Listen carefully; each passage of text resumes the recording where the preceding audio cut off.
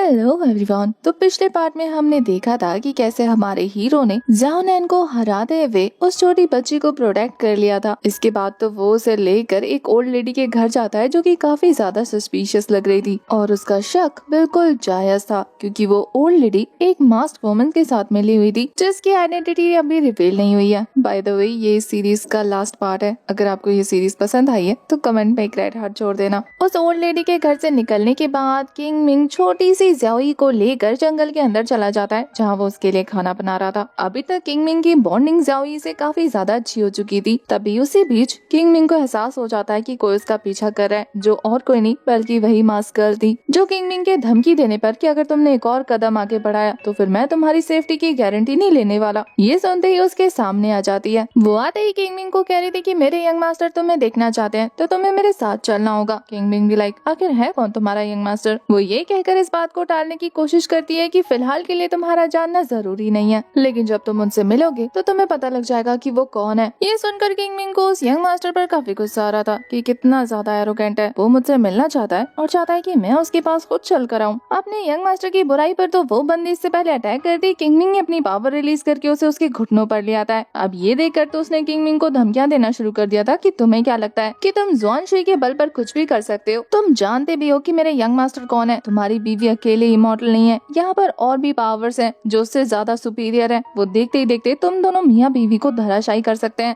अब आपको तो पता ही है कि किंग मिंग को सबसे ज्यादा नफरत धमकी देने से है, तो वो इसको थप्पड़ मारते हुए कहता है कि लगता है तुम्हारे यंग मास्टर ने तुम्हें तमीज सिखाने में कोई कसर छोड़ दी है। उसके बदले आज ये कसर मैं पूरी कर दूंगा। और फिर वो उसे बांध कर वहीं बिठा देता है क्योंकि वो देखना चाहता था कि आखिर इस लड़की का यंग मास्टर है कौन। होस्टेज बनने के बाद भी वो हमारे हीरो को धमकी देना नहीं भूलती। वो कहती है कि एक बार मेरे मास्टर यहाँ आए तो सही, फिर देखना कैसे तुम्हारी गर्दन उड़ती है। और फिर थोड़ी देर में खुश होना शुरू हो चुकी थी कि लो मेरे यंग मास्टर आ गए, अब तुम्हारी ख्वाहिश यही पूरी हो जाएगी मरने की। आसपास का मौसम पूरी तरह से बदलना शुरू हो चुका था और फिर देखते ही देखते वहाँ पर उसके यंग मास्टर अपीयर हो जाते हैं, जो आते ही किंग मिंग के आगे घुटने टेक लेते हैं, ये कहते हुए कि मेरे सर्वेंट ने आपके साथ बदतमीजी की है, इसके लिए मैं आपसे माफी मांगता हूँ। वो मास्क गर्ल ये देखकर हैरान रह जाती है कि उसके यंग मास्टर इस लड़के के आगे झुक रहे हैं, तो वो अपने यंग मास्टर को ज्ञान देने लगती है कि मास्टर आप क्या कर रहे हैं, मैंने ऐसा कोई काम नहीं किया है और वैसे भी इसने पहले मुझ पर अटैक किया था और आप इसी से माफी मांग रहे हैं। पर ये देखकर कि वो फिर से किंग मिंग के सामने उसकी बेइज्जती करवा रही है तो वो उसे एक जोरदार रख दे देता है, ये कहते हुए कि मैं तुम्हारा मास्टर हूँ, तुम मेरी मास्टर नहीं हो। तुम्हें याद होगा कि तुम्हें यहाँ भेजने से पहले मैंने तुम्हें कुछ कहा था।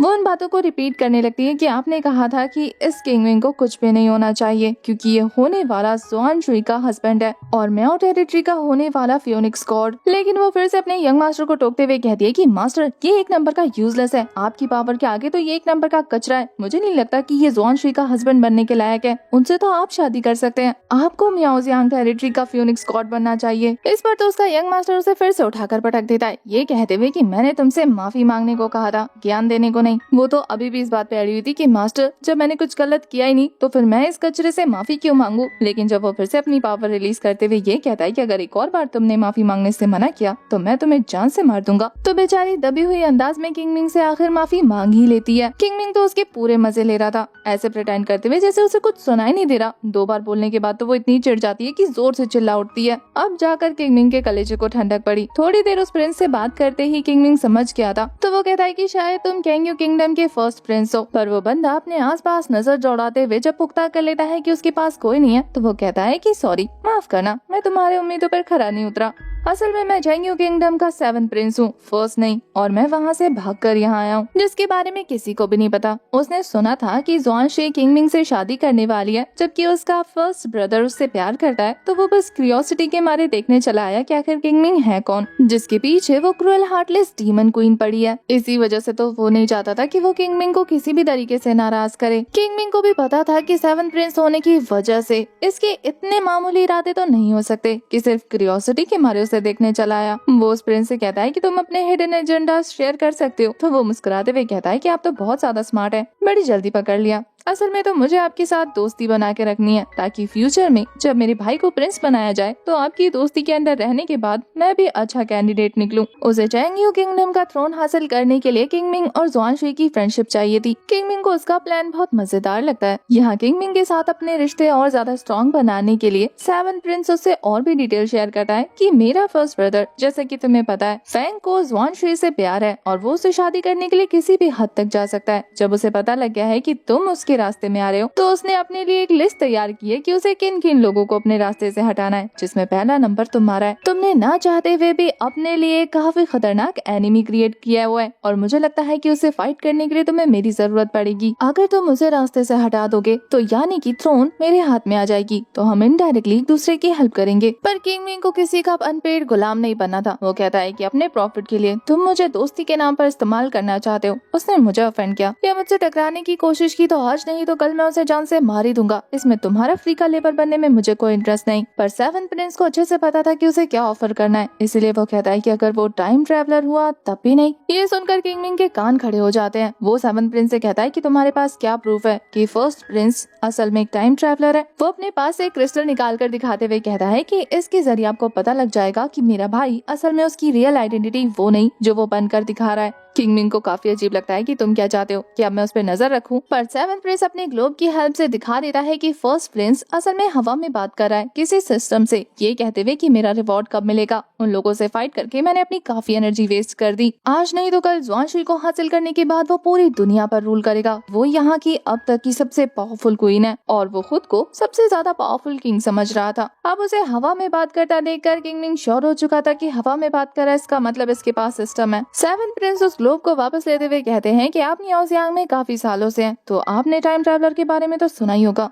मुझे नहीं लगता कि मुझे आपको एक्सप्लेन करने की जरूरत है कि ये लोग क्या करते हैं। म्याओजियांग के लोगों ने 100 साल पहले ही टाइम ट्रैवलर को डिस्कवर कर लिया था। जब उन्होंने पहली बार एक टाइम ट्रैवल को पकड़ा तो उन्होंने इस थ्योरी पर यकीन ही नहीं किया। उन्हें तो लगा कि कोई डीमन है, वो भी बाहरी दुनिया का डीमन जो उनके वर्ल्ड को डिस्ट्रॉय करने आया हो। लेकिन अब धीरे धीरे एक एक करके काफी सारे लोग एक्सपोज्ड हो रहे हैं जो कि हाई अथॉरिटीज पे पहुंच चुके हैं। अब टाइम ट्रैवलर में तो किंगमिंग को काफी ज्यादा दिलचस्पी थी, तो वो इस डील को करने के लिए सेवन प्रिंस के साथ तैयार हो जाता है। लेकिन वो कहता है कि इसमें मेरा क्या फायदा होगा, क्योंकि सेवन प्रिंस का फायदा तो साफ साफ दिख रहा है। उसे थ्रोन चाहिए, उसके भाई की आइडेंटिटी रिवील होगी तो उसे थ्रोन आराम से मिल जाएगा।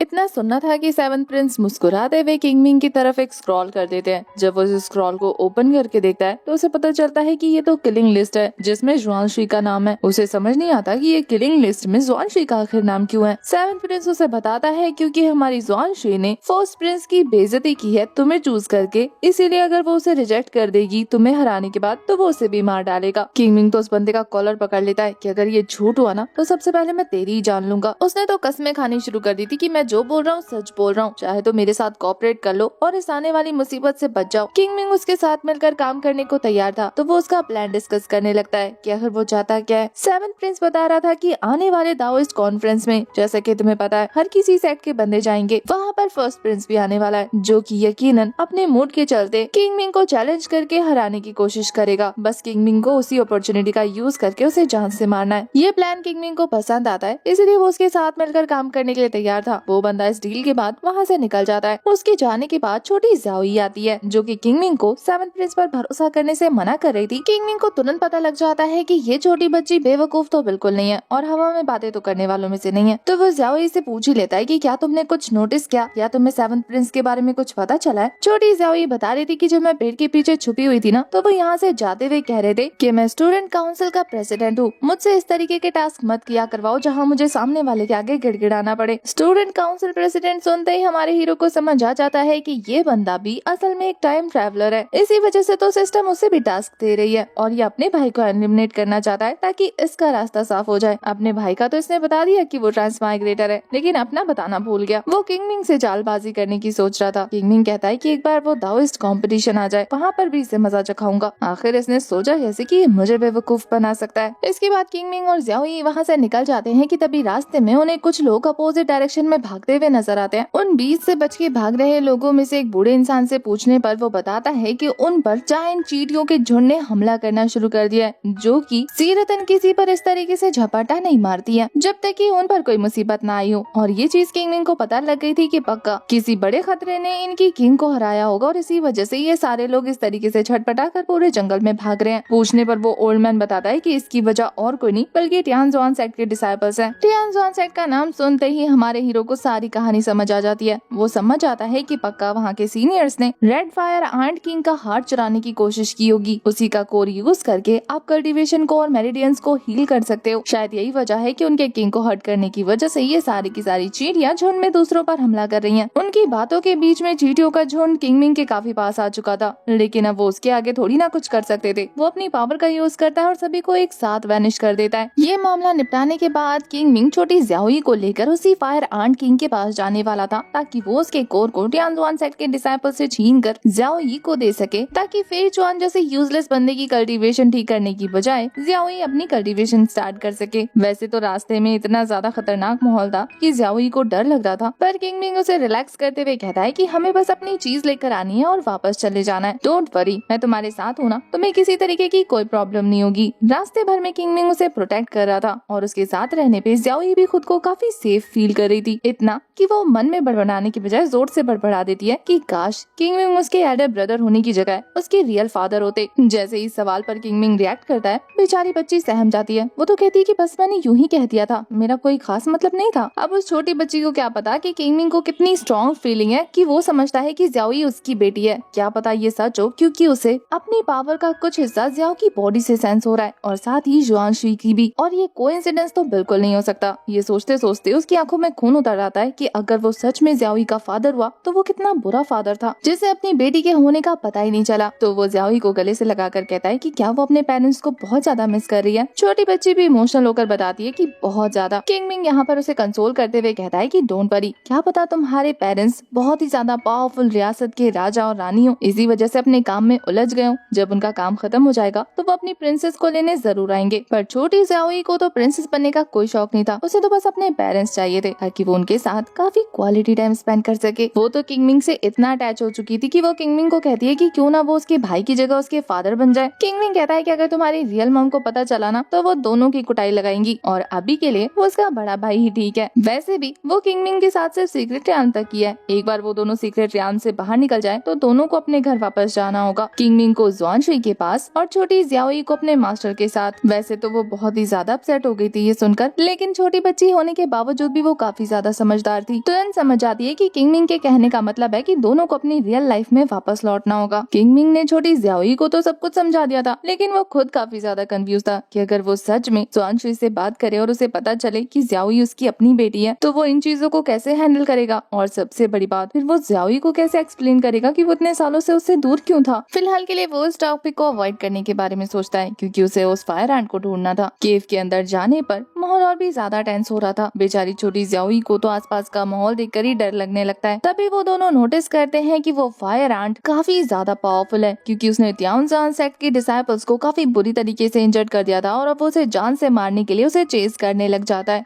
डाओरियान की पीक पर होने की वजह से वो काफी ज्यादा एरोगेंट भी था। वो उस लड़की को हाथ से जाने नहीं देना चाहता था क्योंकि वो उसका कोर लेने आई थी। किंगमिंग दूर से ये नजारा विटनेस करने लगता है। पता चलता है कि ये सीनियर भी असल में एक ट्रांसमाइग्रेटर है जिसके बारे में किंगमिंग ने पहले ही पता लगा लिया था। फेई चुआन और इस लड़की दोनों को ही एक दूसरे का सीक्रेट नहीं पता। किंगमिंग कहता है कि कम ऑन, खुद को पुश करो, मुझे तुम जैसे टाइम ट्रैवलर से बहुत ज्यादा उम्मीद है। आखिर तुम लोगों की पावर ज्यादा होगी तभी तो मेरा आर्ट, हेवन स्वॉलिंग डिवोनिक आर्ट, तुम्हारी पावर को एब्जॉर्व करने के बाद और ज्यादा ताकतवर हो पाएगा। ये कहते हुए बिना उस फायर एंट की नजरों के सामने आए वो उन दोनों का पीछा करने लगता है क्योंकि वो दोनों भागते भागते काफी दूर निकल चुके थे। उस फायर एंट की बातों से पता चलता है कि वो सो रहा था जब इस लड़की ने आकर उस पर अचानक से हमला कर दिया उसका कोर लेने के लिए। इसीलिए वो इस लड़की को जाने नहीं देने वाला, चाहे उसको खुद को ब्लास्ट करके इस पूरी दुनिया को क्यों ना खत्म करना पड़े। उस लड़की ने उसे इतना नाराज कर लिया कि उसने सीक्रेट रियाल्म का दरवाजा ओपन करने की कोशिश की, फिर भी इस फायर एंट ने उसे दरवाजा ओपन करने नहीं दिया। सीक्रेट रियाल्म की फॉर्मेशन को जबरदस्ती खोलने की वजह से वहाँ पर काफी तेज थंडर ट्रिब्यूलेशन शुरू हो जाता है और ये नजारा देखकर तो पीक एल्डर भी परेशान हो जाती है। आफ्टर ऑल उसी की डिसाइपल कांड करने जो गई थी वो समझ गई थी कि पक्का उसी के साथ कोई गड़बड़ी है। इससे पहले की सिचुएशन और खराब हो, वो डिसाइड करती है कि क्यों ना वो जाकर इंटरफेयर करे। यहाँ इस बात की खबर ज़ाओनैन तक भी पहुँच जाती है। आसपास के बदलते मौसम को देखकर वो भी समझ चुकी थी कि कुछ तो गड़बड़ है। ये फायर एंट जिसके पीछे ये सीनियर पड़ी हुई थी, ये 1000 साल पुराना बीस्ट किंग है। सोचो उसकी कल्टीवेशन और उसका कोर कितना ज्यादा पावरफुल होगा। तभी उस थंडर ट्रिब्यूलेशन के चपेट में आने की वजह से वो फायर एंट बुरी तरीके से तड़पने लग जाता है। अब उस फायर एंट की वनरेबल हालत देखने के बाद ये लड़की काफी ज्यादा कॉन्फिडेंस में आ चुकी थी। ज़ाओई को तो ये बिल्कुल पसंद नहीं आती। वो कहती है कि ये तो उतनी ही बुरी है जितनी की वो लेडी जो मुझे किडनैप कर रही थी। छोटी बच्ची होने के बावजूद भी उसे लोगों की बहुत अच्छी परख है। यहाँ दूसरी तरफ वो सीनियर उस फायर एंट से कहती है कि अगर तुमने चुपचाप वो कोर मुझे दे दिया होता तो फिर अब तुम्हें इस लॉ के आगे इतनी बुरी तरीके से झुकना नहीं पड़ता। अब देखो, अपने कोर को बचाने के चक्कर में तुम अपने साथ अपने लोगों को भी लेकर डूबने वाले हो। पर उस फायर एंट का कहना था कि मैं मरते मर जाऊंगा लेकिन तुझे अपने साथ लेकर मरूंगा, और मेरे कोर का सवाल, वो अगर डिस्ट्रॉय भी हो गया ना तो भी मैं तुझे नहीं देने वाला। ये कहते कहते वो फोर्सफुली ब्रेक थ्रू करते हुए ट्रांसफॉर्मेशन रियाल्म की पीक पर पहुंच जाता है और अब सीक्रेट रियाल्म के लॉज उस पर काम करना बंद कर देते हैं क्योंकि अब उसके ऊपर से वो प्रेशर रिलीज हो चुका था। ये देखकर तो वो लड़की फिर से डर के मारे अपनी जान बचाने के लिए वहाँ से भागने लग जाती है। शायद ये फायर एंट उसे एक मौका दे भी देता, लेकिन अब उसका रूप इतनी तेजी से जो बदला था, अब उसे बिल्कुल चांस नहीं मिलने वाला जिंदा रहने का। वो फिर से उसका पीछा करते हुए कहता है कि अब तो तुम मर कर ही रहेगी। कल्टीवेशन पावर बूस्ट होने की वजह से अब वो पहले से तेज हो चुका था, इसलिए अब ये लड़की ज्यादा देर तक उससे बच नहीं पाती बल्कि उसके हत्थे चढ़ जाती है। लेकिन इससे पहले बेचारा धमकी देने के अलावा उसके साथ और कुछ भी कर पाता, तभी थंडर ट्रिब्यूलेशन उसके ऊपर शुरू हो जाता है, जिसकी चपेट में आते ही उसे समझ नहीं आ रहा था कि अचानक से उसके ऊपर हेवन इतना ज्यादा क्रूर कैसे हो गया। ये थंडर ट्रिब्यूलेशन जिसे ब्रेक थ्रू करने के बाद वो आराम से सरवाइव कर पा रहा था,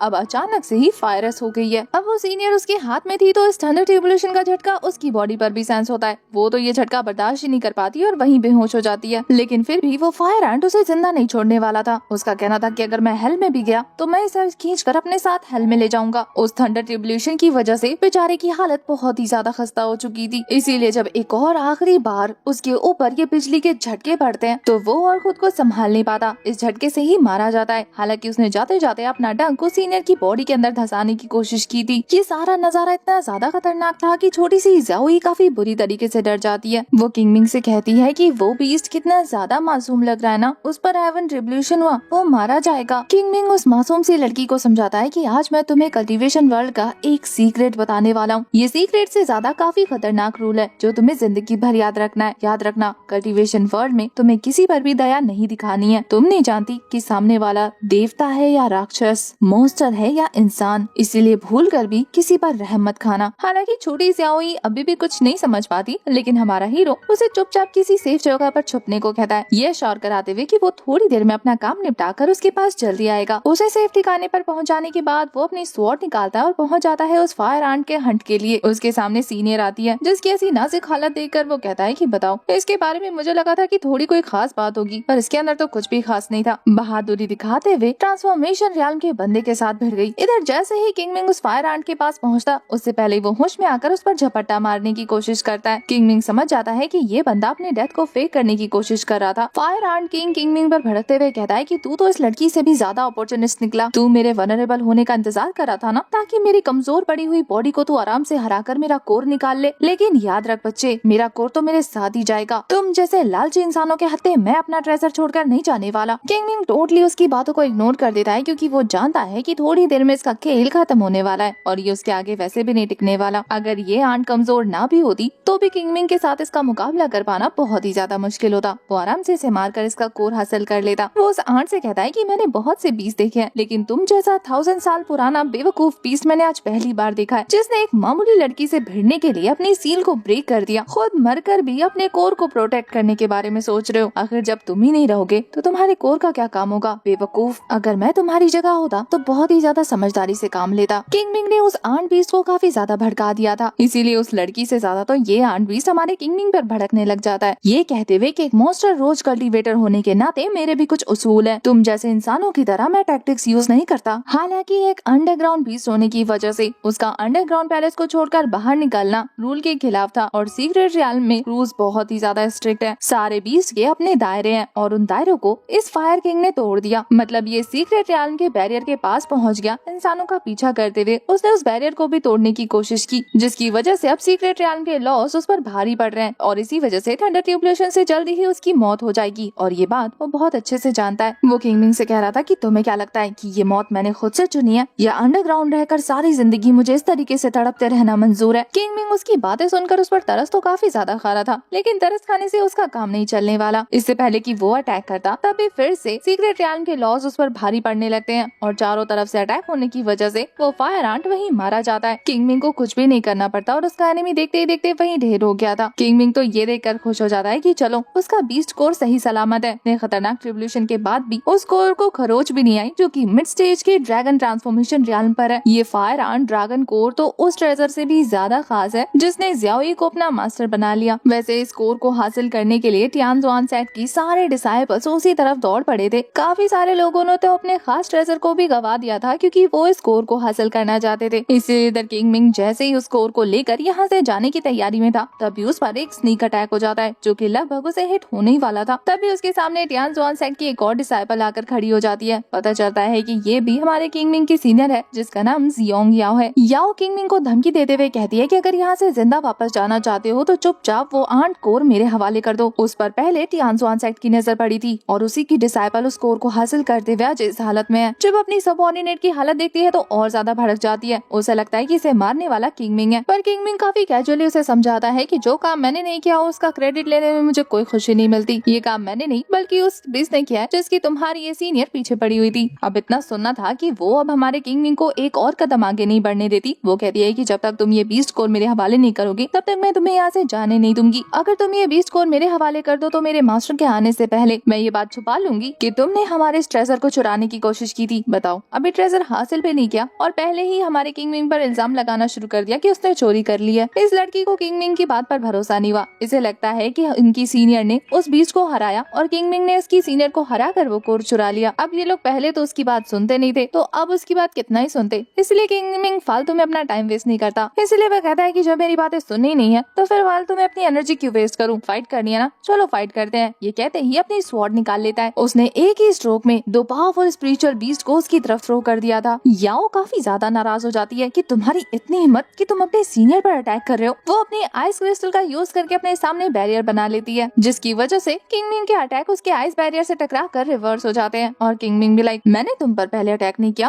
बल्कि तुम मुझे फाइट के लिए उकसा रही हो और अब जब मैं लड़ने के लिए पूरी तरह से तैयार हूँ तो तुम्हें डर लग रहा है। एक कल्टिवेटर होकर ब्लेम गेम खेलना तुम्हें शोभा नहीं देता। चुपचाप फाइट पर ध्यान दो। ये कहते हुए हवा में जंप करके काफी सारे स्ट्रोक लगाता है जिससे कि उसका वो आइस बैरियर लगभग टूटने ही वाला था। उसपे काफी ज्यादा क्रैक्स पड़ चुके थे। इसके बाद तो किंग मिंग एक फाइनल स्ट्रोक करता है और देखते ही देखते उसका आइस बैरियर पूरी तरह से चकनाचूर हो जाता है। वो खुद भी काफी ज्यादा इंजर्ड हो जाती है। अब वो किंग मिंग के आगे काफी ज्यादा कमजोर पड़ चुकी थी और किंग मिंग कहता है, क्या तुम अब भी फाइट को खींचना चाहती हो? तुम्हें लगता है कि तुम ऐसी हालत में मुझसे वो बीस्ट कोर छीन सकती हो? पर उस बेवकूफ लड़की का कहना था कि सीनियर सिस्टर ने अपनी जान जोखिम में डाल दी और तुमने उनसे वो कोर छीन लिया। उसे वापस लेने के लिए मैं भी अपनी जान देने को तैयार हूँ। उसकी बात पर तो किंग मिंग को लिटरली हंसी आ जाती है कि इन बेवकूफ लड़कियों के झुंड का वो क्या करे जो मरने को तैयार है उस फेचुआन के लिए, लेकिन किंग मिंग से हार मानने को तैयार नहीं है और न ही उसकी बात पर यकीन करने को। इससे पहले कि उनकी फाइट आगे कंटिन्यू होती तभी वहाँ पर पीक मास्टर आ जाती है जो बिना किसी बात को सुने ही सीधा किंग मिंग पर भड़कने लगी थी कि अगर तुम नहीं चाहते कि मैं सिचुएशन तुम्हारे लिए और ज्यादा खराब करूँ तो चुपचाप वो कोर हमारे हवाले करो। उसके बाद मैं वादा करती हूँ कि कोई भी तुम्हारे पीछे नहीं पड़ेगा, एक खरोच तक नहीं आएगी। तुम्हें सही सलामत यहाँ से जाने का मौका मिलेगा। उसी बीच वहाँ पर ज़ियाओ नैन की भी एंट्री हो जाती है।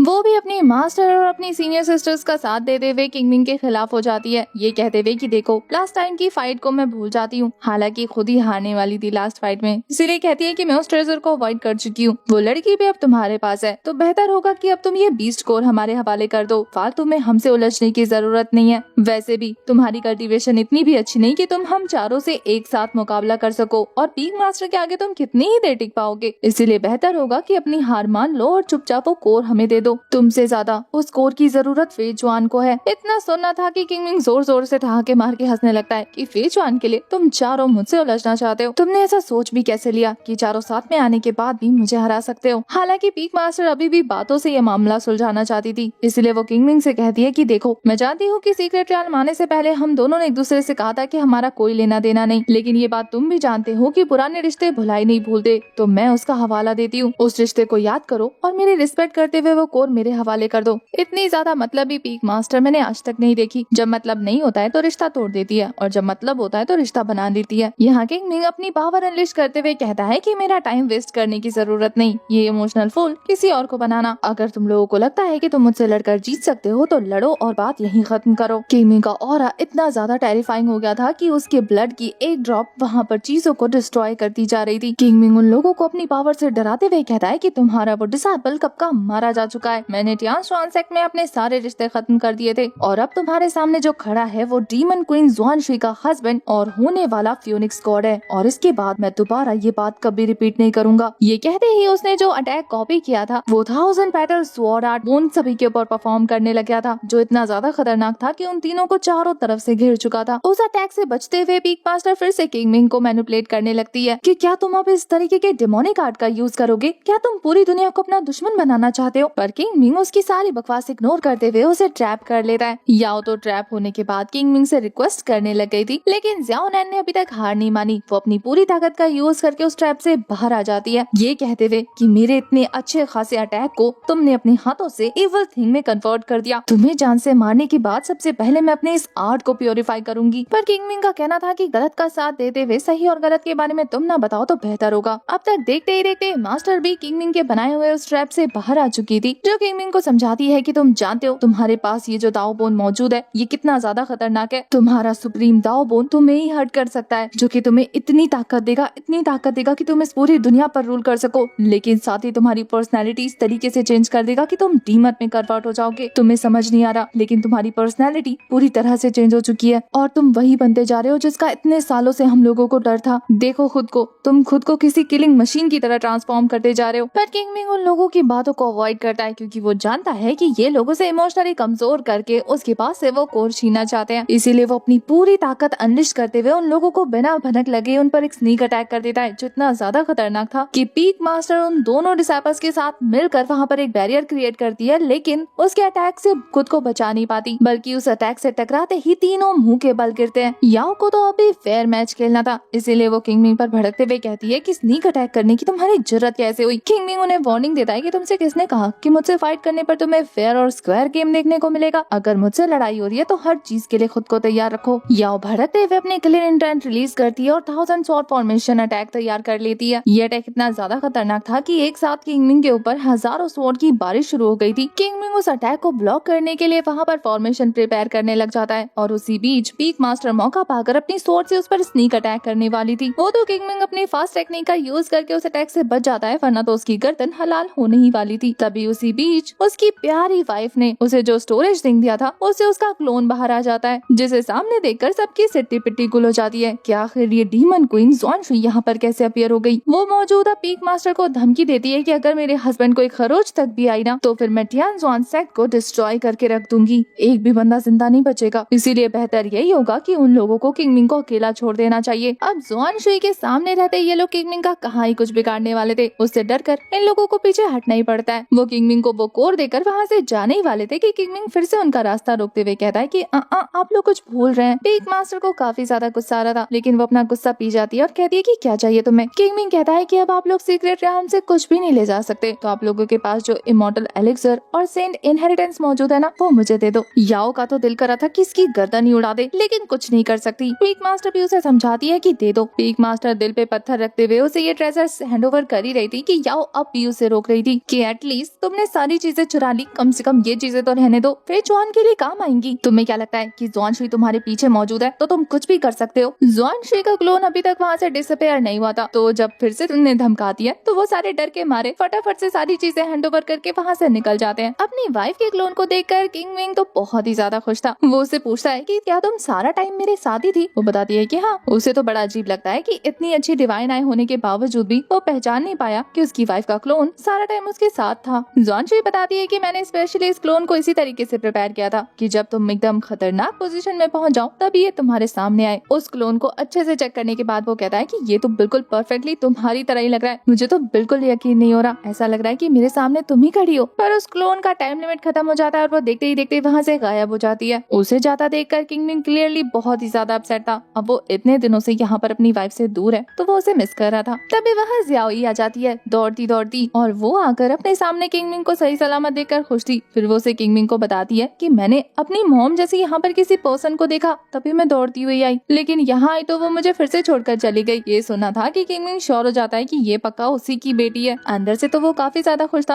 लेकिन ज़ियाओई को समझाते हुए कहता है कि शायद तुम्हें कोई गलतफहमी हुई होगी, यहाँ पर तो मेरे अलावा कोई भी नहीं है। उसे अपसेट देखने के बाद वो उसे मनाते हुए कहता है कि डोंट वरी, मैंने तुमसे प्रॉमिस किया है ना, तुम्हारे मम्मा पापा को तुम तक जल्दी लेकर आऊंगा। ये सुनकर वो फिर से खुश हो जाती है और यहाँ पर किंगमिन जिस डीमन हार्ट के लिए लड़ रहा था, वो हार्ट वो अपनी प्यारी सी बेटी को दे देता है रिफाइन करने के लिए, ताकि उसकी कल्टीवेशन तेजी से बूस्ट हो सके। वो स्कोर को रिफाइन करने में ज़ियाओई की काफी हेल्प करता है, जिसमें बेचारी को बहुत ही ज्यादा पेन हो रहा था। जैसे ही उसकी कल्टीवेशन कंप्लीट होती है, वो फ्लावर मार्क भी उसके माथे से डिसअपियर हो गया था, क्योंकि वो पूरी तरह से उसकी बॉडी में मर्ज हो चुका है। अब उस छोटी सी बच्ची को ऐसा लग रहा था जैसे उसकी पूरी बॉडी पावर से फुलफिल हो चुकी है। वो एक्साइटेड होकर किंगमिन को अपनी पावर दिखाती है। उसके एक पन से वहाँ पर मौजूद एक जायंट पेड़ 2 हिस्सों में टूटकर बिखर गया था। अचानक से एक साथ इतनी स्पिरिचुअल पावर रिलीज करने की वजह से वो वहीं बेहोश हो गई थी। किंगमिन की जान निकल जाती है, लेकिन फिर जब चेक करता है तो रिलैक्स हो जाता है कि चलो उसकी बेटी ठीक है। पावर मिलने के बाद वो काफी ज्यादा खुश थी। वो किंगमिन से कहती है कि आज के बाद मैं आपको प्रोटेक्ट करूंगी। अब उनका सीक्रेट रियाल्म से बाहर निकलने का टाइम हो गया था। जब वो सीक्रेट रियाल्म से बाहर निकलते हैं तो उस छोटी बच्ची की पावर सेंस करने के बाद सारे लोग बहुत ज्यादा डर जाते हैं, पर उसका मास्टर काफी ज्यादा खुश हो जाता है, जो वहीं जमीन पे लेटे लेटे उनका इंतजार कर रहा था। ज़ियाओई को अलविदा कहते हुए किंगमिन उससे प्रॉमिस करता है कि वो उससे दोबारा जरूर मिलेगा। उसने उसे अपने नाम का टोकन भी पकड़ा दिया था कि अगर कभी भी ज़ियाओई को उससे मिलना हो तो वो म्यांगजियांग टेरिटरी आकर 11 केव मास्टर से मुलाकात करे। वो टोकन लेने के बाद ज़ियाओई वहाँ से निकल जाती है और किंगमिन भी वापस म्यांगजियांग टेरिटरी पहुँच जाता है, जहाँ पर लोग उसका दिल से रिस्पेक्ट करते हुए स्वागत करते हैं। उसकी बीवी तो उतना ज्यादा एक्साइटेड हो गई थी कि खींच कर उसे अपने पास ले आती है। थोड़ी सी जेलस भी थी। उसका गला दबाते हुए कहती है कि अपने चाइल्डहुड स्वीटहार्ट से मिलकर तुम तो अपनी वाइफ को भूल ही गए थे, काफी मजे किए तुमने वहाँ पर। इतना ही नहीं, वो तो अपने क्लोन से भी डर जाती है। जब किंगमिन कसम खाता है कि वो उसके अलावा किसी और से प्यार नहीं करता और उसने उस लड़की की तरफ आंख उठा के भी नहीं देखा सिवाय लड़ने के अलावा, तब जाकर मैडम कहीं उस पर भरोसा करती है और अपना चाइल्डिश बिहेवियर दिखाने लगती है। 3 महीने उससे दूर रहने की सजा के तौर पर वो चाहती थी कि वो 1 महीना उसके सामने रहे। किंगमिन भी लाइक, तुम मुझे पनिश कर रही हो या रिवॉर्ड दे रही हो? मैं 1 महीना तो क्या, सारी जिंदगी तुम्हारे सामने रह सकता हूँ। तभी ज़ुआनशुई सभी गार्ड को वहाँ से जाने को कहती है, जहाँ जाते जाते चीफ केव मास्टर उन दोनों को आने वाले दाओइस्ट कॉन्फ्रेंस के बारे में बताते हैं। सारी न्यूज सुनने के बाद वो उन्हें भी वहाँ से जाने को कहती है। पता चलता है कि हमारी ज़ुआनशुई किसी को ढूंढ रही है और वो और कोई नहीं बल्कि उसकी बेटी और वो मास्टर है। मास्टर का नाम फेंगजुन था। पता चलता है कि किंगमिन के सीक्रेट रियाल्म जाने से पहले ज़ुआनशुई जिस पर्सनल मैटर के लिए बाहर गई थी वो और कोई नहीं बल्कि एक छोटी सी ज़ियाओई को ढूंढने का ही काम था। वो इतने महीनों से ज़ियाओई को ही ढूंढने की कोशिश करी थी जो सीक्रेट रियाल्म में हमारे हीरो के साथ मौजूद थी। तो जैसे ही सारे गार्ड वहाँ से चले जाते हैं, किंगमिन ज़ुआनशुई का हाथ पकड़ते हुए कहता है कि मैं जानता हूँ हमारी बेटी ज़ियाओई कहाँ पर मौजूद है। इतना सुना था कि ज़ुआनशुई के होश उड़ जाते हैं कि आखिर इसे कैसे पता चला कि हमारी एक बेटी है और इसे कैसे पता लगा कि वो कहाँ है। उसके इसी सदमे वाले रिएक्शन के साथ सीजन 1 की एक्सप्लेनेशन यहीं हो जाती है खत्म। जैसे ही सीजन 2 आएगा मैं एक्सप्लेनेशन लेकर आ जाऊंगी। आपको इस कहानी की एक्सप्लेनेशन कैसी लगी कमेंट करके जरूर बताना और ऐसी और वीडियोस देखने के लिए याद से चैनल को सब्सक्राइब कर देना। तब तक के लिए bye bye, tata, take care.